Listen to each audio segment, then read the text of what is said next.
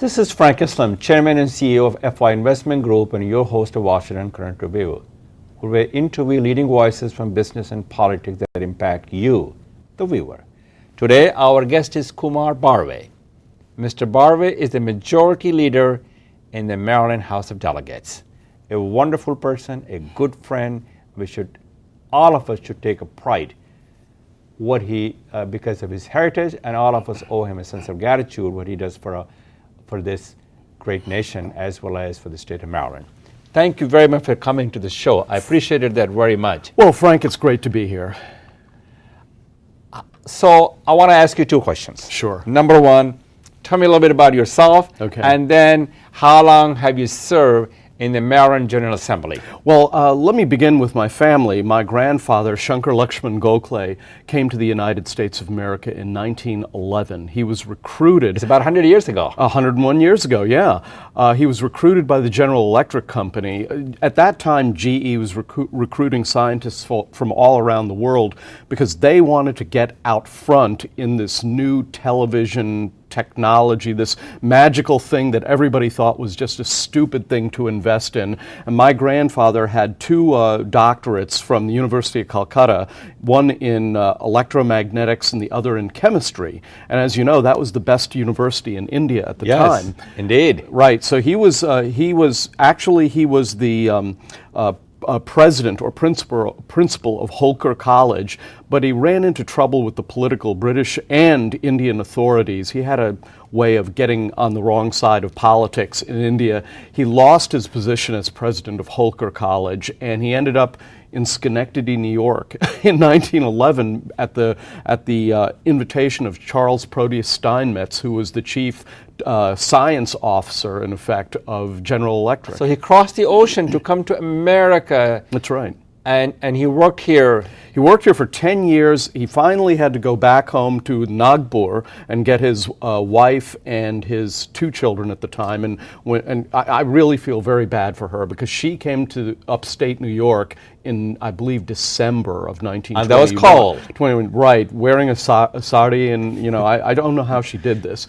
And then they had three more children, and my mother was one of the three who was born here. So both my mother and I were both born in Schenectady, New York. My father, though, Prabhakar Barve, was born in Tarapur, north of current-day Mumbai. Oh. Yeah. Thank you very much for telling your story. Yeah. You should be proud of your past. Oh, of course, yeah. Well, I'll tell you that America is a country made up of people like you and me. No question about that. And the fact of the matter is most immigrants have to work twice or three times as hard just to get what average Americans do. And there are two ways of looking at that. One way is to say that it's very unfair that we have to work twice as hard. On the other hand, in most countries, immigrants work two times hard and they get nowhere. Whereas, you've got a couple of nickels to rub together. Sure. You're doing kind of okay. I don't know. But the point of the matter is that, so anyway, my mother was brought up during the Depression era, and she's a very frugal person. She's still with us. My father died 11 years ago, unfortunately. Great. I want to shift the gear a little bit. Okay, sure. Shift the gears about how long we served Maryland General Assembly. Sure. What is your position and what's your role and responsibilities in the Maryland legislation? Okay, well, let me first say that I got a degree in accounting from Georgetown University, and I've been in the private sector ever since then, and I'm currently the chief financial officer of an environmental company in Rockville. I was first elected to the Maryland House of Delegates in 1990, where I have served.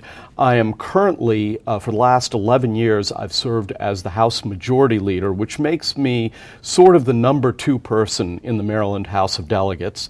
It means that when the argument has to be made on the House floor and when the votes have to be gotten on the House floor for the initiatives of Governor O'Malley and Speaker Michael Bush, I'm the guy in charge of doing that. And I'm now the longest serving majority leader, I believe, since the Civil War in Maryland. Wow. And I've had my finger in all sorts of pots. One of the areas of specialty that I have is technology policy. And so I'm very proud of that. If you have to tell our audience in terms of Mr. Barve, what has been and remains to be your greatest accomplishment as a majority leader? I'm sure you have many, many accomplishments. Well, actually, I think my greatest accomplishment happened before I became majority leader. I introduced and passed the most significant law to regulate HMOs in the United States, a law that was copied throughout the United States of America, the Patient Access Act of 1995. Since becoming majority leader. So you reformed the HMO?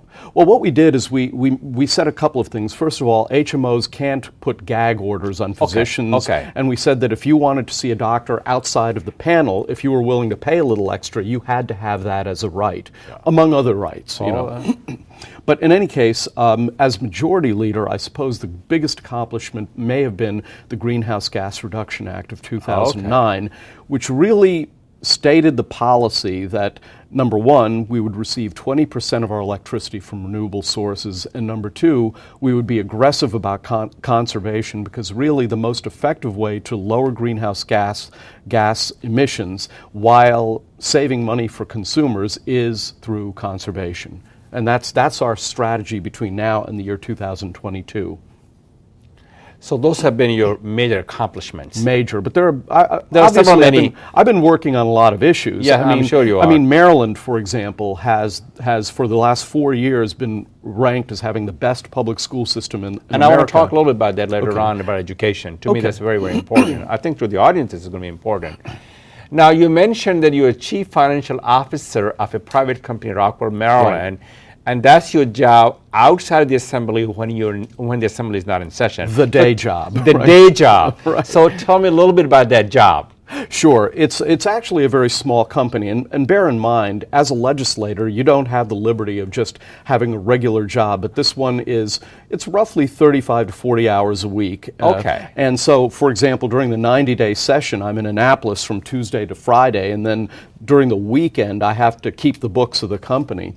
But basically, it's a standard CFO position. And is the government contracting business? No, I'd say only 15% of our customers are government. The majority of our customers are commercial, and they are mostly hospitals, biotechnology. We pick up hazardous waste. Okay. Well, and this really is kind of a basic small business, and it allows me to continue to be an accountant, which I personally find it's nice to do something that has nothing to do with politics. And it's nice to know what businessmen and women really care about. I agree. So describe to our audience, Mr. Barve, what a typical day. You can call me Kumar. Kumar. Yeah, please. No problem. I've known you for so long, and I take a lot of pride in you. Going on to 20 years. Yeah, we have known each other for a long time. Describe your typical day when the assembly is in session. Sure. Typically, it begins in the morning at around 8:30 I get into the office. Right. And usually I have meetings, and at 10 in the morning we have floor session. We all go to the floor, the House of Delegates, and we conduct business, which means debate on bills. After the floor session, usually we break for lunch, and then we go straight into committee work. And the American system of government, Frank, is one where all the bills get assigned to committees, which, by the way, as majority leader, it's my job to look at bills and to put them into one of 6 committees for consideration. It's in the committee that the public hearing takes place. It's in the committee that the debating and amending takes place. The real heavy lifting of the legislative process occurs in committee. And the thing about committees is if a bill is killed in committee, that's it, it's gone. Now the reason... So it's not going to come for the voting? No, it won't. Not excepting under extremely rare circumstances that have only happened once in 100 years. Okay. Now the reason we do that is we get 2,500 bills that are proposed. You cannot, as a committee of the whole of 141 people, hear public hearings on 2,500 or 3,000 bills. You have to have a filtering mechanism, and that's this mechanism of having a House and Senate chamber and having committees is, I think, the best legislative apparatus around right now. As flawed as it is, it's better than most of the other models. So how are you, as an individual, as a majority leader in the General Assembly in the House in Maryland, you're part of the decision-making process in your state?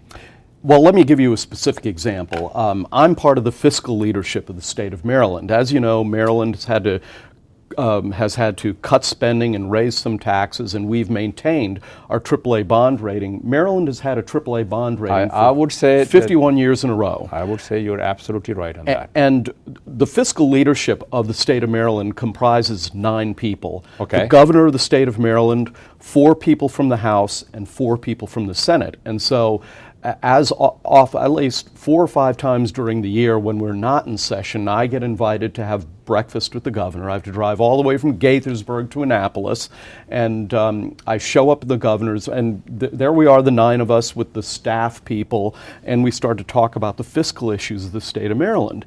You know, I will tell you that, you know, any group to work well has to have a real leadership system. And I feel very fortunate that I'm one of the 9 people who sits in the room helping to make these decisions for a state that has a AAA bond rating. I'm very happy about that. And that's why, you know, a lot of people say, you know, what do you do as majority leader? Well, in the legislature, aside from my delineated role and duties, in the legislature, most of what happens through persuasion and debate, and it happens behind the scenes. Yes. Usually I'm the guy in front of the microphone making the argument for the Democratic Party and for the governor, but all the decisions get made in the governor's office, in the speaker's office, in the Senate president's office, in committee rooms, because that's where legislators and their staff, the budget experts, and members of the public really weigh in to convince us to go one way or the other way on policy. So that's what a participatory democracy is all about.